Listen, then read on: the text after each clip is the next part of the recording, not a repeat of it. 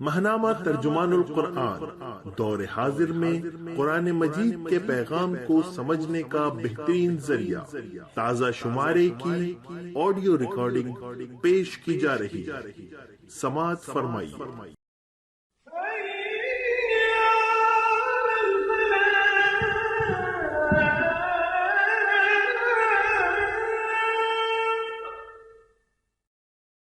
بسم اللہ الرحمن الرحیم۔ اشارات۔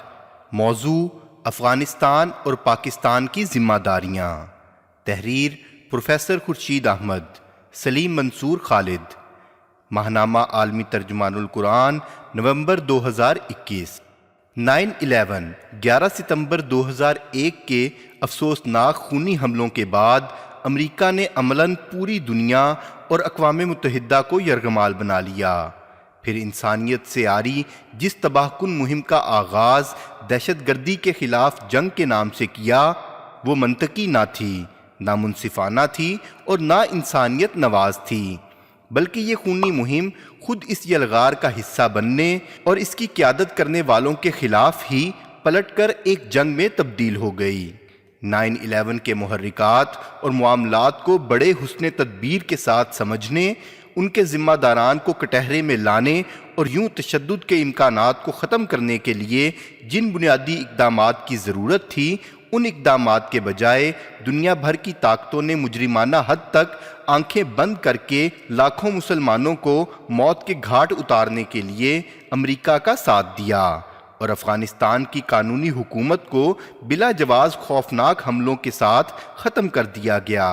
حالانکہ 9/11 حملوں میں کوئی بھی افغان ملوث نہیں تھا۔ اس بے صبری اور بے تدبیری کے نتیجے میں دنیا کو جھنجھوڑنے والے المیوں نے جنم لیا۔ آج کی دنیا 9/11 سے پہلے کی دنیا سے کہیں زیادہ غیر محفوظ بن کر رہ گئی ہے۔ بھارت نے کابل کی کٹھ پتلی امریکی حکومت کے زیر سایہ پاکستان کے خلاف سازشوں اور تخریب کاری کے لیے 66 تربیتی مراکز قائم کیے، جہاں سے پاکستان کے خلاف مسلسل دہشت گردی ہوتی رہی، جس میں 1 لاکھ کے قریب پاکستان کے دفاعی جوان، افسر اور عوام جان سے ہاتھ دھو بیٹھے۔ مسلم دنیا میں قیادت و سیادت کے سرچشموں پر مسلط غیر نمائندہ حکمرانوں نے مسلم امہ کے بے پناہ مادی وسائل اس قاتلانہ یلغار کے لیے یوں مختص کر دیے کہ آج ان ممالک کی معیشتیں مغربی طاقتوں کے ہاتھوں میں گروی بن چکی ہیں۔ ریاستی بجٹ خسارے سے دوچار ہیں۔ 20 برس تک افغانستان کے جن طالبان کی بالفعل حکومت کو جبر کی قوت سے ملیا میٹ کیا گیا تھا، انہوں نے دنیا کے کسی بھی دوسرے ملک کی مدد اور پشتی بانی کے بغیر پاکستان نے بہت محدود اخلاقی مدد کی، دنیا کی عظیم ترین جارحانہ جنگی ٹیکنالوجی کا مقابلہ کیا اور آخر کار جارح امریکہ 2020 میں مذاکرات کی میز پر آیا اور طالبان سے معاہدہ کیا، جس کے تحت 31 اگست 2021 تک افغانستان کو چھوڑ دینے کا وعدہ کیا گیا۔ تاہم سال رواں 15 اگست کو امریکی بھارتی کٹھ پتلی حکومت بدحواسی میں پسپا ہو گئی اور اس طرح طالبان 15 روز پہلے ہی کابل میں داخلے پر مجبور ہو گئے۔ طالبان کی یہ کامیابی کسی ملک کے خلاف جارحیت نہیں ہے اور کسی جائز حکومت کے خلاف بغاوت بھی نہیں ہے، بلکہ انہوں نے اپنی حکومت کے ناجائز خاتمے کو 20 برس بعد مشیت الہی سے پلٹ دیا ہے، جن پر افغانوں کو اور امت مسلمہ کو خدا کے حضور سجدہ ریز ہونا چاہیے۔ طالبان حکومت کی طرف سے اپنے ہم وطن غداروں، قاتلوں، اپنے خلاف لڑنے والے کرائے کے فوجیوں اور جاسوسوں کے لیے عام معافی کے اعلان نے عصر حاضر کی بین الاقوامی تاریخ میں ایک ناقابل فراموش مثال قائم کی ہے۔ یہ روایت فتح مکہ کی اتباع سے وابستہ ایک عظیم و شان تہذیبی قدم ہے، جس کی پوری دنیا کی طرف سے قدر کی جانی چاہیے تھی، مگر افسوس کہ غیر مسلم ریاستیں تو ایک طرف، خود مسلم دنیا پر مسلط حکمرانوں نے بھی اس کی قدر نہیں کی، جو باعث ندامت ہے۔ پاکستان اور افغانستان اسلام اور بھائی چارے کے جن گہرے رشتوں سے باہم جڑے ہوئے ہیں، ان میں افغانستان کے حوالے سے پاکستان کی ترجیحات اور ذمہ داریاں دنیا کے دوسرے کسی بھی ملک سے کہیں زیادہ اہم، حد درجہ نازک اور فوری اقدامات کا تقاضا کرتی ہیں۔ حکومت پاکستان کی یہ دینی، تہذیبی اور بین الاقوامی ذمہ داری ہے کہ افغانستان کے عوام کی تاریخی جد و جہد کا احترام کرتے ہوئے افغانستان میں امن و استحکام کو ترجیح اول قرار دے اور افغانستان کی حکومت کو فوری طور پر تسلیم کرے۔ اس ضمن میں حکومت پاکستان کی تذبذب اور گومگو کی کیفیت قومی مفادات کے قطعی منافی ہے۔ طالبان کی حکومت بننے سے پاکستان کی مغربی سرحدیں محفوظ ہو گئی ہیں، مگر بھارت اور امریکہ کی یہ کوشش ہے کہ پاکستان کی مغربی سرحدیں مسلسل سلگتی رہیں اور پاکستان بدامنی و اضطراب کے چنگل میں الجھا رہے۔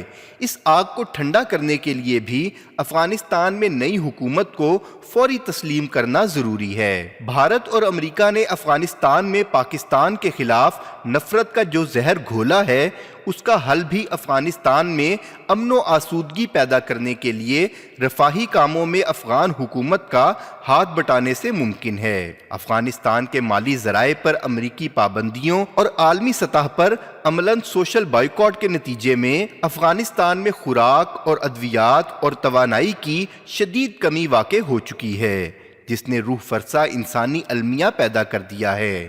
اس مقصد کے لیے انسانی ہمدردی اور اسلامی اخوت کی بنیادوں پر خوراک، ادویات اور توانائی کی ضروریات پورا کرنے کے لیے پاکستان سے ممکن حد تک مدد فراہم کی جانی چاہیے۔ پہلے اشتراکی روسی فوجوں نے اور پھر افغان تنظیموں کی خانہ جنگی نے اور اس کے بعد امریکی اور نیٹو افواج نے افغانستان کے بچے کھچے نظام زندگی اور ڈھانچے کو تباہ کر دیا ہے۔ اس کی بحالی اور تعمیر نو کے لیے عالمی فنڈ قائم کیا جائے تاکہ مواصلات، توانائی کے ذرائع، ہسپتالوں اور تعلیمی اداروں کی تعمیر و مرمت کا کام ہو سکے۔ سامراجی فوجوں کی واپسی کے بعد افغانستان کی نئی حکومت پر مختلف النوع ذمہ داریوں کا بہت زیادہ بوجھ بڑھ گیا ہے۔ ان سے عہدہ برا ہونے کے لیے افغان قیادت کو اللہ پر بھروسہ رکھتے اور مشاورت کی روح کو زندہ کرتے ہوئے انتھک محنت، تدبر، دور اندیشی کی ضرورت ہے تاکہ ملک میں امن و امان قائم ہو۔ افغانستان اور پاکستان میں امن ان دونوں ممالک کے باہمی تعلق اور اعتماد سے ممکن ہے۔ یہ ہو نہیں سکتا کہ ان میں سے ایک ملک میں بدامنی ہو تو دوسرا ملک امن سے رہ سکے۔ اس لیے جس طرح طالبان نے ملک میں امن کی فضا پیدا کرنے کے لیے عام معافی کا اعلان کیا ہے، اسی طرح حکومت پاکستان کو بھی چاہیے کہ وہ ان لوگوں کو عام معافی دے کر انہیں سماجی زندگی کا حصہ بننے کی اجازت دے جنہوں نے ان 20 برسوں کے دوران غیر ملکی فوجوں کے افغانستان پر قبضے کے خلاف جد و جہد میں کسی بھی صورت حصہ لیا تھا۔ اگر ایسا نہیں کیا گیا تو ملک میں بے چینی کا ایک سبب قائم رہے گا جسے دشمن ممالک گمراہ کن انداز سے برت سکتے ہیں۔ پاکستان کا یہ اقدام ایسے خدشات اور امکانات کو ختم کر سکتا ہے۔ دنیا بھر کے مسلمانوں اور غیر مسلموں میں جو لوگ جنگ زدگی کے خلاف آواز بلند کرتے ہیں اور پرامن شہری زندگی کے فروغ کے لیے دل و جان سے متحرک ہیں، ان پر لازم ہے کہ وہ بے لوث طریقے سے سرزمین افغانستان کو امن و آسودگی کی شاہراہ پر گامزن کرنے کے لیے مشورے، فنی سہولیات اور اموال و اشیاء کے ذریعے موجودہ افغان حکومت کو مدد فراہم کریں۔ ہمیں اس بات پر اطمینان ہے کہ پاکستان کی ایک قابل قدر رفاہی تنظیم الخدمت فاؤنڈیشن نے محدود وسائل کے باوجود افغانستان میں خوراک اور ادویات کی فراہمی کے لیے مقدور بھر عملی اقدام اٹھایا اور الخدمت یتیم بچوں کی پرورش اور نگہداشت کے لیے افغان حکومت کا ہاتھ بٹانے کے لیے بھی کوشاں ہے۔ افغانستان خشکی میں گھرا ہوا ایک ملک ہے جس کے لیے تجارت کا سب سے بڑا اور سستا راستہ پاکستان ہے۔ پاکستان نے اپنی بدترین مخالف افغان حکومتوں کے ادوار میں بھی اس حق کو معطل نہیں کیا، مگر افسوس کہ آج یہ افغان تجارت بند ہے اور کروڑوں روپے کے پھل افغانستان میں تباہ ہو رہے ہیں، جس سے افغان معیشت کو ناقابل تلافی نقصان پہنچ رہا ہے۔ اس زیادتی کا ازالہ ہونا چاہیے اور تجارتی آمد و رفت کو فی الفور بحال کرنا چاہیے۔ حالیہ دنوں میں اسلام آباد اور کابل کے درمیان PIA کا کرایہ کو $200-250 سے بڑھا کر $2500 تک کر دیا گیا ہے۔ جس نے بد اعتمادی کو بڑھایا ہے۔ پھر یہ کہ تورخم بارڈر پر افغانستان سے آنے والے ٹرکوں اور ایمبولینسوں کی 15-15 کلومیٹر طویل قطاریں لگی ہوئی ہیں، جن میں مریض تڑپ رہے ہیں اور خوراک کو ترس رہے ہیں۔ معلوم نہیں قانونی طریقے سے آنے اور واپس جانے والے ان مستحق افراد کو کیوں خوار کیا جا رہا ہے، حالانکہ ماضی میں ایسا کبھی نہیں کیا گیا۔ اسی طرح ہم بہت دل سوزی کے ساتھ دونوں برادر ملکوں کے سیکولر ہم وطنوں سے کہیں گے، نمبر 1، اس بات کو سمجھ لینا چاہیے کہ طالبان کوئی ایک باقاعدہ پارٹی نہیں، بلکہ یہ عام افغان عوام کے جذبہ حریت و آزادی اور عزم دین و ترقی اور اجتماعی جد و جہد کا مظہر ہیں۔ پھر کسان، مزدور، نوجوان، تجارت پیشہ، دینی تعلیم سے آراستہ اور جدید تعلیم یافتہ افغانوں کی ایک عظیم اکثریت ان کے ہم قدم ہے۔ نمبر 2، یہ کہ 40 برس سے جنگ میں جھلستے اس ملک کے داخلی حالات خراب ہیں۔ اگر دیندار اور مغربی سامراجیوں کے خلاف لڑنے والوں کے گھر جلیں گے تو ان سامراجیوں کو خیر کی نظروں سے دیکھنے والوں کے گھر بھی تباہی سے نہیں بچ سکیں گے۔ اس لیے لبرل یا سیکولر ہم وطنوں کو سمجھنا چاہیے کہ طالبان نے اپنے ملک پر قابض ایک ناجائز سامراجی ٹولے کی حکمرانی سے نجات حاصل کی ہے۔ اپنے ملک پر کوئی قبضہ نہیں کیا، بلکہ سامراجیوں سے قبضہ چھڑایا ہے، جس میں مقابلے اور مذاکرات دونوں کا کردار ہے۔